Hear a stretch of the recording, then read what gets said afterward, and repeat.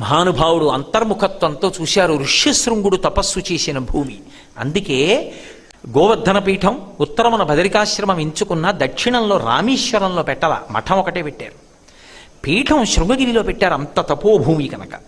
అటువంటి శృంగగిరిలో నేను సరస్వతీదేవిని ప్రతిష్ఠ చేస్తే ఈమె ఉండడానికి యోగ్యమైన క్షేత్రం, ఇక్కడ నుంచి సరస్వతీ కటాక్షం అందుతుంది భారతదేశానికని అనుకుంటున్నారు. అనుకుంటూ ముందుకు నడిచారు. అమ్మవారి పాద మంజీరముల శబ్దం వినపడలేదు. నా వెనక వస్తానంది, మంజీరముల శబ్దం ఆగిపోయింది. సరస్వతీదేవి కోరిక కూడా శృంగేరిలో ఉండాలి, అందుక చమత్కారం చేశారు. ఆయన వెనక్కి తిరిగి చూశారు. వెంటనే సరస్వతీదేవి అంది, శంకరా నియమోల్లంఘనం చేసావు, వెనక్కి తిరిగావు, ఇక్కడే ఉంటాను. అమ్మా నేను నిన్ను ఇక్కడే ఉంచాలనుకుంటున్నా. మరి శబ్దం ఎందుకు వినపడలేదు? ఏదో ఒక అర్థం ఉండాలి కదూ. తుంగా నది నేల బాగా